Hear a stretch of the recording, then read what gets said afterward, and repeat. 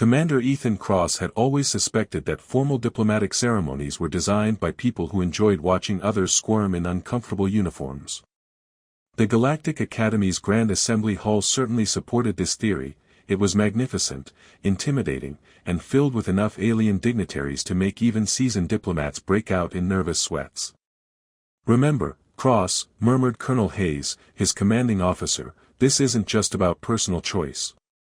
Your selection reflects on humanity's judgment and our commitment to the coalition." Ethan nodded, adjusting his dress uniform one final time. The selection ceremony was humanity's newest diplomatic innovation, pairing promising officers with alien partners to foster deeper interspecies cooperation. What started as a cultural exchange program had evolved into something approaching arranged marriages, complete with political implications and social expectations that made Ethan's tactical training seem simple by comparison. The ceremony had been underway for 2 hours, and Ethan had watched his fellow humans make their choices with increasing unease. Lieutenant Rodriguez had selected a stunning Valerian whose silver skin shifted through spectrums that didn't have names in human language. Commander Zhang had chosen a high-ranking Kethmari whose crystalline features and political connections made her an obvious diplomatic asset. Each selection followed the same pattern, humans gravitating toward the most visually impressive, politically powerful, or strategically valuable aliens available. The choices made sense from a career advancement perspective, but something about the calculated nature of the proceedings made Ethan uncomfortable. "Commander Cross," announced Protocol Minister Veltar, whose own species looked like someone had crossed a diplomat with a very elegant tree, "you may make your selection." Ethan stepped forward into the ceremonial circle, where representatives from dozens of coalition species waited in carefully arranged formations. The Valerians gleamed like living jewels, their bioluminescent patterns advertising their genetic perfection and social status. The Kethmari stood in ranks of crystalline beauty, each one a work of art that happened to possess advanced degrees in interstellar policy. Then there were the Zalani, arranged in a more modest section of the assembly. They were known throughout the coalition for their technological brilliance and their tendency toward what other species politely called social awkwardness. Most displayed the typical Zalani characteristics. Iridescent skin that responded to emotional states, elongated ears that curved gracefully from their heads, and the kind of otherworldly beauty that made them popular subjects for interspecies art. Most, but not all. In the back row of the Zalani delegation stood someone who didn't quite fit the pattern. Her skin was a steady, muted blue-gray that didn't shift or shimmer, her ears were shorter and more practical-looking than fashionable, and she was watching the proceedings with the sort of analytical attention usually reserved for technical problems rather than social events. She was also, Ethan realized with a start, the only alien in the assembly who looked genuinely interested in the humans rather than simply tolerating their presence for diplomatic reasons. "The Zalani engineer Kira Thelnara," announced Protocol Minister Veltar, following Ethan's gaze. "Specialist in quantum resonance systems and adaptive technology integration." Ethan felt a ripple of surprise go through the assembly. The Zalani were valued coalition members, but they weren't typically considered prestigious choices for high-profile partnership ceremonies.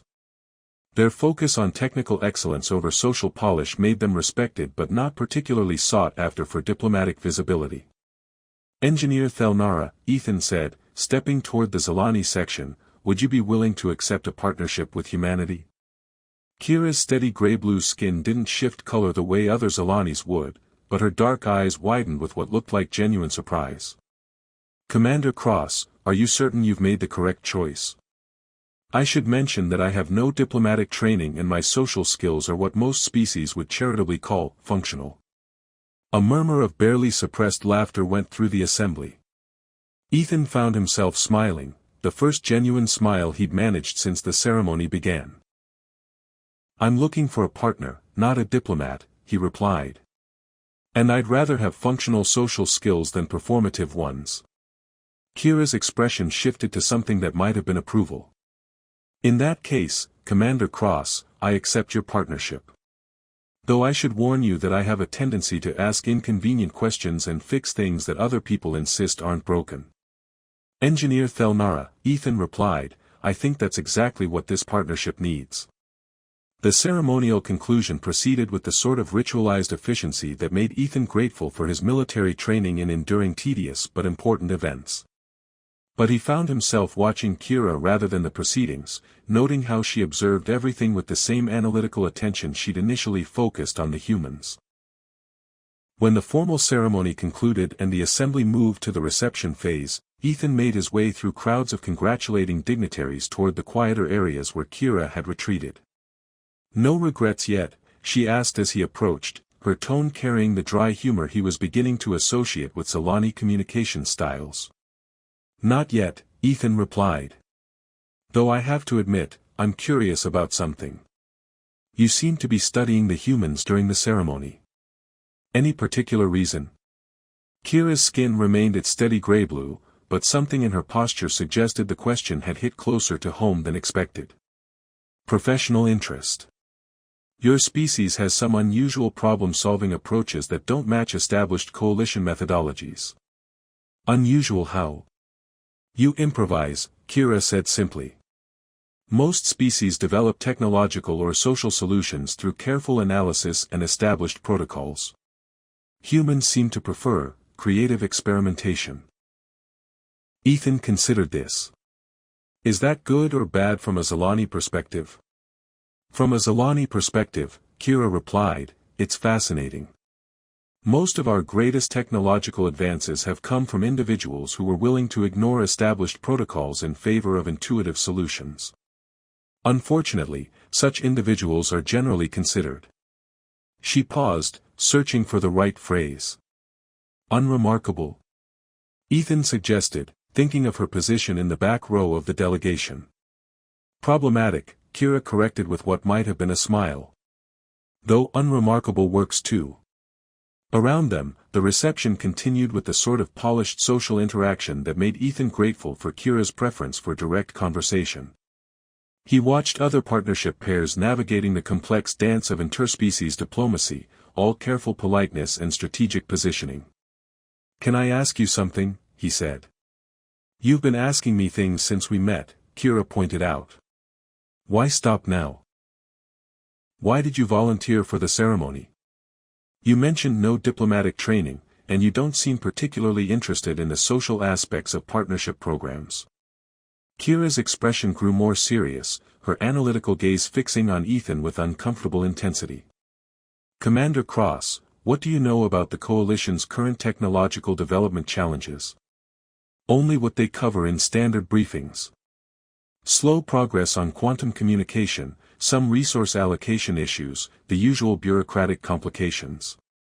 The Coalition is facing a technological crisis that most member species don't recognize yet," Kira said quietly. "Our established methodologies are producing incremental improvements when we need revolutionary advances. The universe is getting more dangerous, and our technology isn't keeping pace." Ethan felt the first stirrings of understanding. "And you think human-Zolani cooperation might produce the kind of revolutionary advances you're talking about?" "I think," Kira replied, "that your species' improvisation combined with our technical foundation could solve problems that neither of us could handle alone. If we're willing to ignore the established protocols that say such cooperation is impossible." Ethan looked around the reception, noting the careful social boundaries between species, the polite but distant interactions, the way even the partnership ceremony maintained clear distinctions between human and alien approaches. "Kira," he said, "I think you and I are going to get along very well."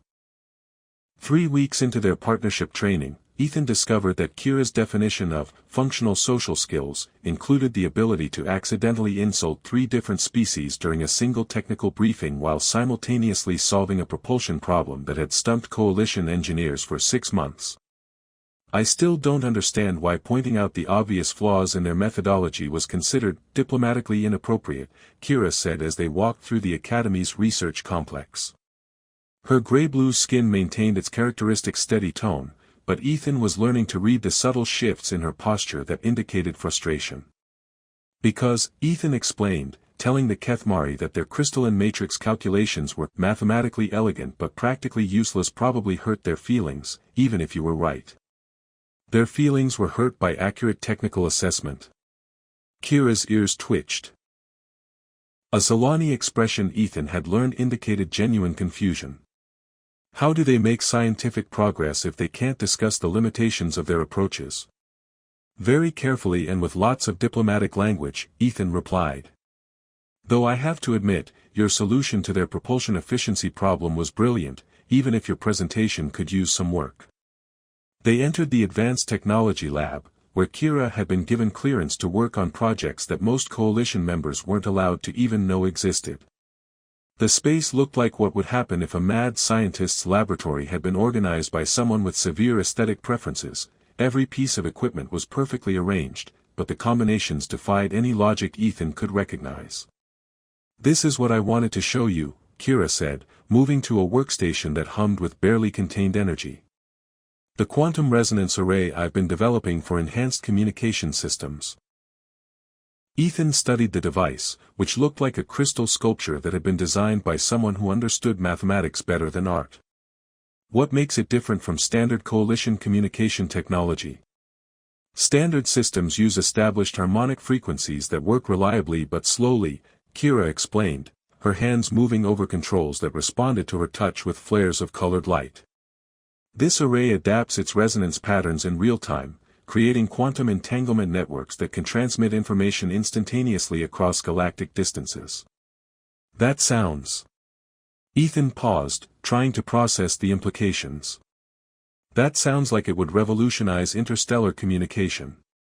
It would, Kira agreed. Which is why I can't get authorization to test it properly. The Coalition Technology Council insists on extensive theoretical modeling before any practical applications are approved. Ethan watched her work with growing admiration and concern. Her movements were precise and confident, but there was an underlying tension that suggested she was operating under constraints that frustrated her innovative instincts. How long would the theoretical modeling take? Approximately 15 years, assuming no bureaucratic delays, Kira replied with the sort of dry delivery that made Ethan suspect she was being optimistic. By which time, the technological advantage would be irrelevant. But you think it would work now? Kira's skin shifted to a slightly deeper blue, the first significant color change Ethan had seen from her. I know it would work. I've run every calculation, tested every component, and verified the quantum mechanics. The only thing preventing practical application is institutional caution. Ethan moved closer to the workstation, noting the elegant complexity of Kira's design. What would you need to demonstrate the system properly? A willing test subject, a quantum-compatible neural interface, and about 6 hours without oversight from the Technology Council, Kira said. Then she looked at him with sudden interest. Commander Cross, are you suggesting what I think you're suggesting? I'm suggesting, Ethan replied, that sometimes revolutionary advances require a willingness to ignore established protocols.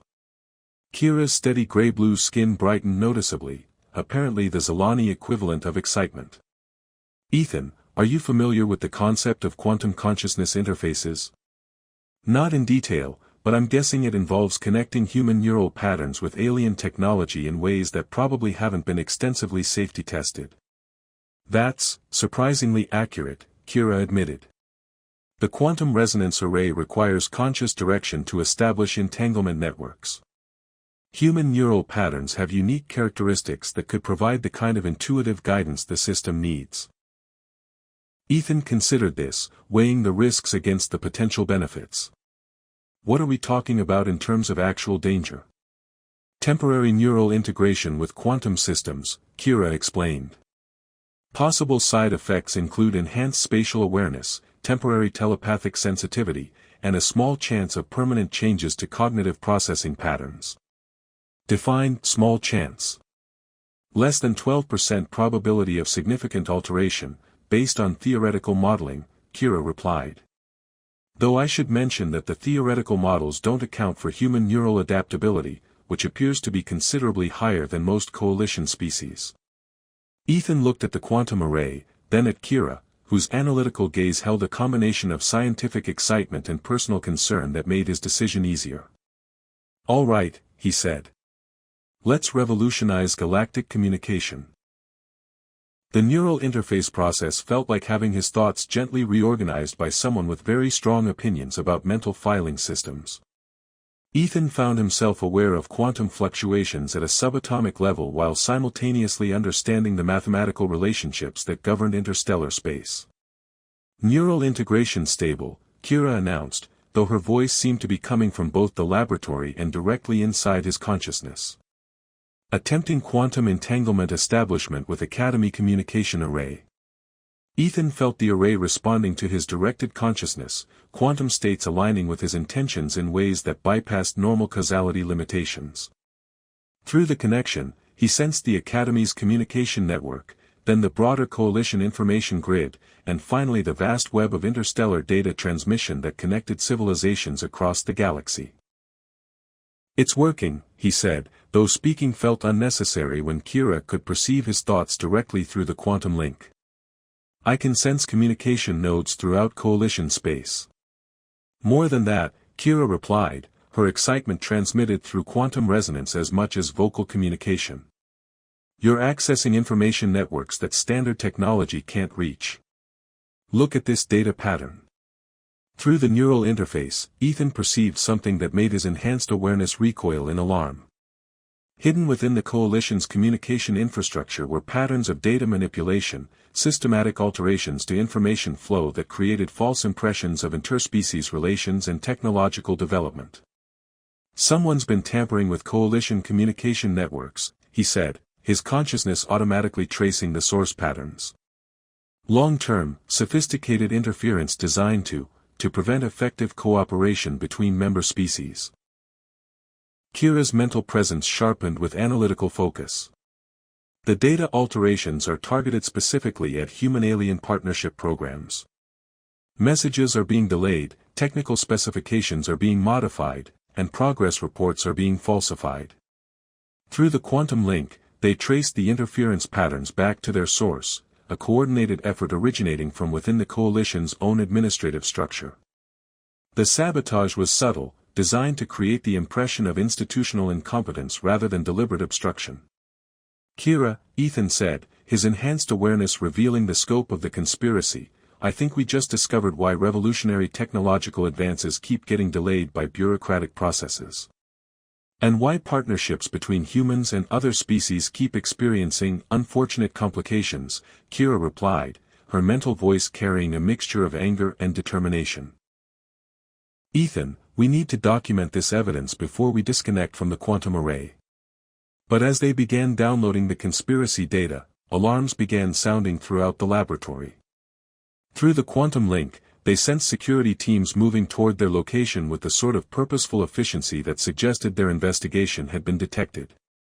"How much time do we need?" Ethan asked. 2 minutes for complete data capture," Kira replied. 30 seconds for enough evidence to prove systematic sabotage. Ethan made the calculation automatically, his enhanced awareness processing multiple tactical scenarios simultaneously. "Get the evidence. I'll handle the interruptions." As security forces reached the laboratory entrance, Ethan realized that choosing Kira as his partner had led to discoveries that would either revolutionize the coalition or get them both killed. Through their quantum connection, he felt her agreement and her determination to see the investigation through regardless of the consequences. It was, he reflected, exactly the kind of inconvenient problem-solving approach that had drawn him to her in the first place.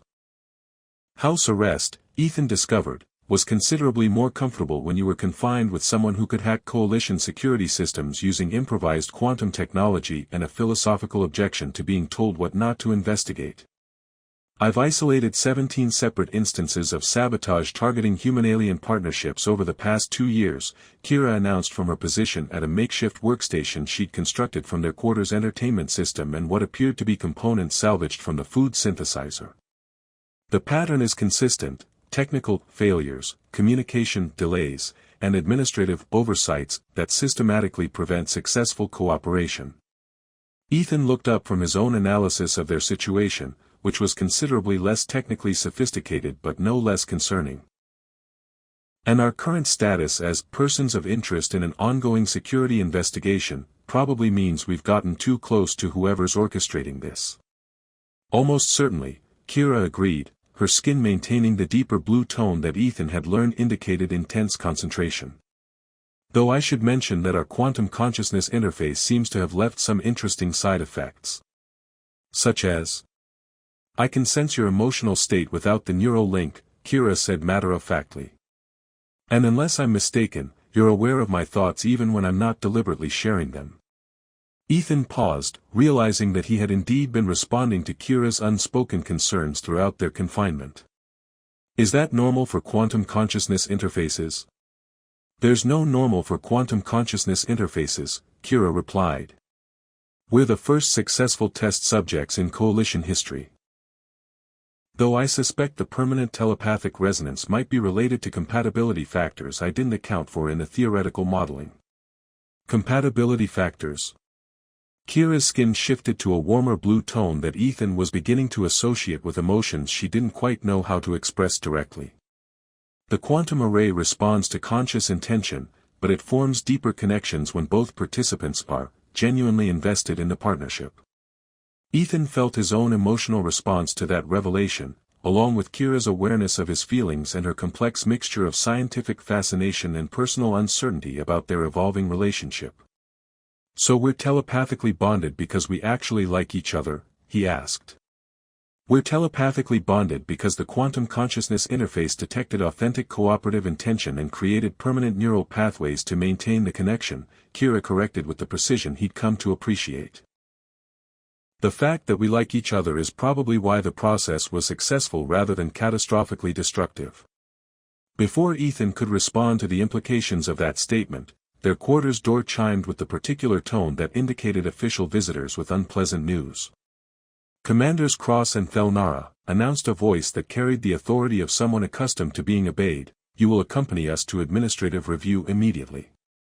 Ethan and Kira exchanged a look that conveyed more information than most couples managed with hours of conversation. Through their quantum link, they shared tactical assessments, contingency plans, and a mutual determination to see their investigation through regardless of official disapproval. The administrative review chamber turned out to be exactly as intimidating as its name suggested, a circular space designed to make the subjects of investigation feel appropriately small and exposed. The review board consisted of representatives from major coalition species, each one radiating the sort of bureaucratic authority that could end careers with a disapproving memorandum.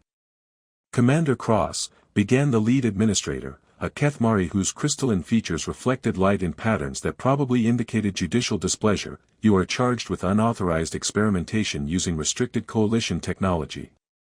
Engineer Thelnara, continued another board member, this one from a species Ethan didn't recognize but whose multiple eyes suggested excellent attention to detail, you are charged with breach of research protocols and potential compromise of classified systems.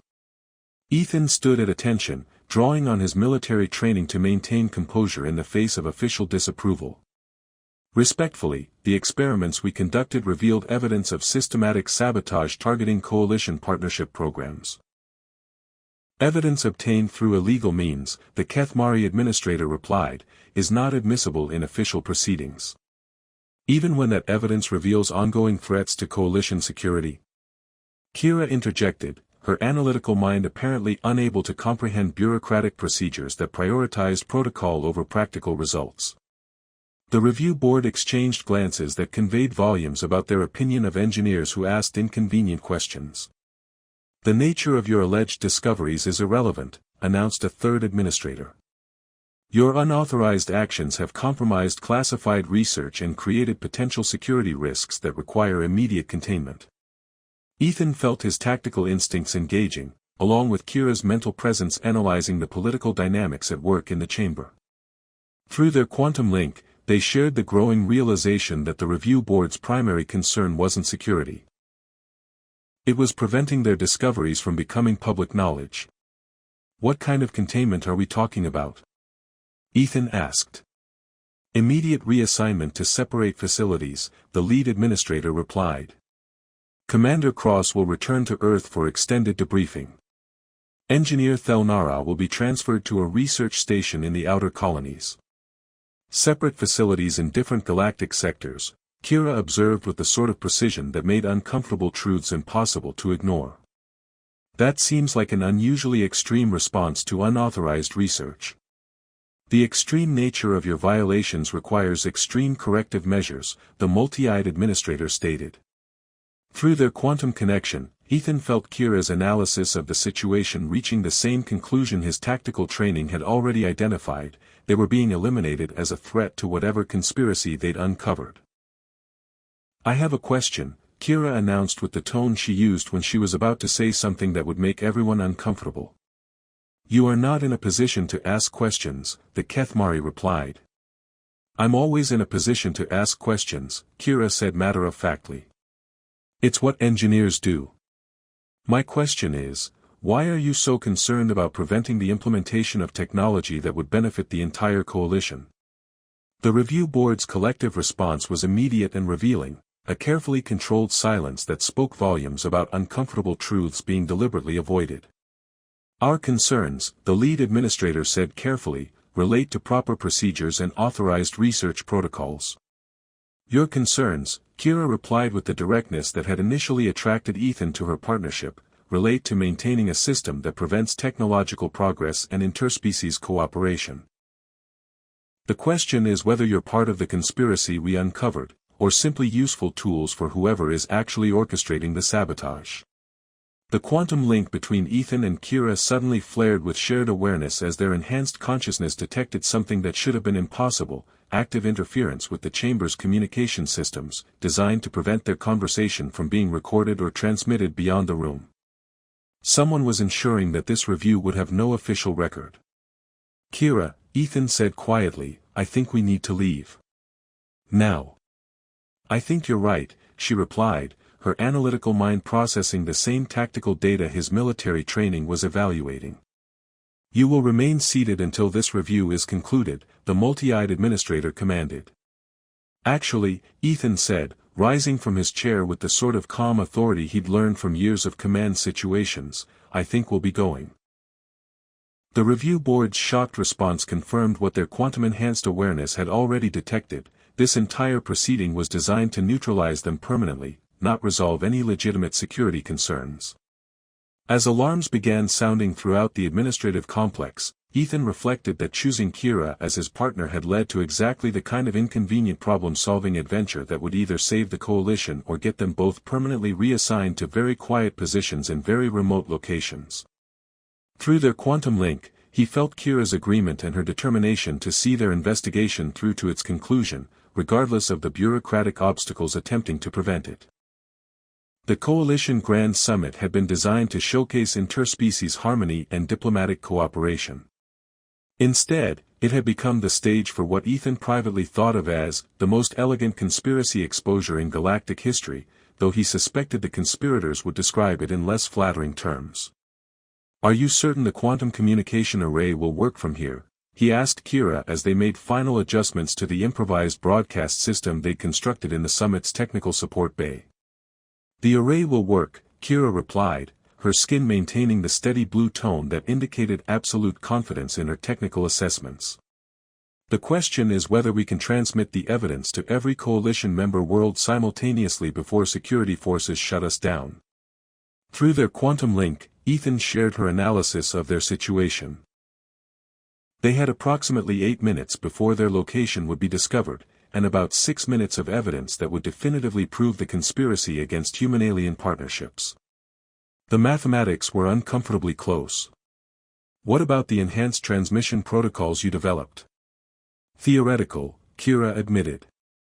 "I've never tested quantum entanglement broadcasting on this scale. We could successfully expose the conspiracy to the entire galaxy, or we could accidentally create a communications cascade that disrupts interstellar networks for months. Any other options?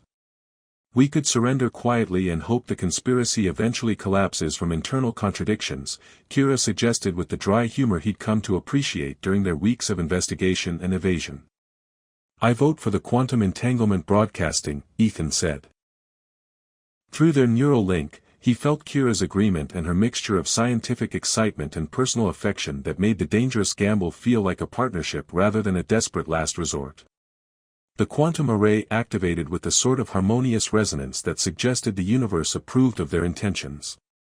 Ethan felt his consciousness expanding through communication networks that spanned the coalition's territory, his awareness touching relay stations, diplomatic channels, and public information systems across dozens of star systems.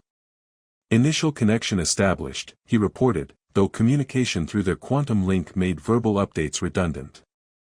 I can sense the summit's broadcast network and the wider coalition communication infrastructure. Beginning evidence transmission, Kira announced, her consciousness merging with his to guide the data stream through quantum channels that normal technology couldn't access.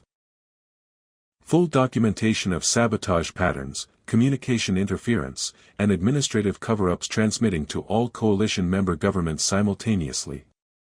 Through their enhanced awareness, they sensed the evidence reaching its destinations, proof of systematic conspiracy spreading through official channels faster than it could be intercepted or suppressed. On countless worlds, coalition governments were suddenly receiving irrefutable documentation of deliberate interference with interspecies cooperation. But they also sensed something else, security forces converging on their location with the sort of overwhelming response that suggested their activities had been detected. Ethan, Kira said, both aloud and through their quantum connection, we need to identify the conspiracy's source before they shut us down. Can you trace the interference patterns back to their origin? With your help, yes, Kira replied, her consciousness intertwining with his as they dove deeper into the coalition's information networks. The sabotage coordination requires centralized control. If we can follow the command pathways. Their combined awareness raced through data streams and communication protocols, tracing the conspiracy's digital fingerprints back through layers of bureaucratic obfuscation and administrative camouflage. What they found was both shocking and oddly predictable. The sabotage was being orchestrated by a faction within the Coalition Council itself, high-ranking officials who viewed human expansion as a threat to their established authority. The irony, Kira observed as they documented the conspiracy's leadership, is that they're sabotaging the very partnerships that could strengthen the coalition against actual external threats. They're more concerned with maintaining internal power than protecting against outside dangers, Ethan replied, his tactical analysis revealing the strategic weakness inherent in the conspirators' approach. Speaking of outside dangers, Kira said, her awareness detecting massive energy signatures approaching coalition space, I think we have a more immediate problem. Through their quantum-enhanced consciousness, they sensed ships entering the system, vessels that registered as completely unknown to coalition databases, their technology operating on principles that didn't match any recorded civilizations. Unknown fleet, approximately 40 vessels, approaching the summit location, Ethan reported, his military instincts automatically assessing the tactical situation. Their technology. He paused, processing sensor data that didn't make sense. Kira, their technology is designed to exploit the communication vulnerabilities that the conspiracy created. They're not random attackers, Kira realized, her analytical mind connecting patterns that should have been impossible. They've been monitoring coalition communications, waiting for the sabotage to create sufficient weakness in our defensive coordination. The conspiracy had been preparing the coalition for conquest, whether intentionally or not. Can we restore proper communication networks in time to coordinate a defense? Ethan asked. Not through normal channels, Kira replied. But our quantum broadcasting system could create a direct link between all coalition defense forces, bypassing the compromised infrastructure. What would that involve? Converting our personal quantum consciousness interface into a galactic-scale communication network, Kira explained. We'd become a living relay system connecting every coalition world. Ethan felt the implications through their neural link. The process would permanently integrate their consciousness with coalition communication systems, making them something between human, alien, and living technology. Side effects, he asked. Unknown, but definitely irreversible, Kira replied. We'd be saving the coalition by becoming something entirely new. Through their quantum connection, Ethan felt Kira's willingness to make that sacrifice, along with her fear that he might not be willing to join her in permanent transformation. Kira Thelnara, he said, his consciousness intertwining with hers as they prepared for integration with galactic-scale technology, when I chose you as my partner, I thought I was making an unconventional diplomatic decision. And now, she asked, her mental presence warm with affection and anticipation. Now I know I was choosing someone who would help me become something neither of us could be alone, Ethan replied.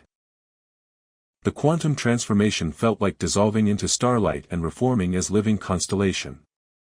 Ethan and Kira's consciousness expanded beyond individual identity, becoming a network of awareness that connected every coalition world, every defense station, every diplomatic outpost across galactic space.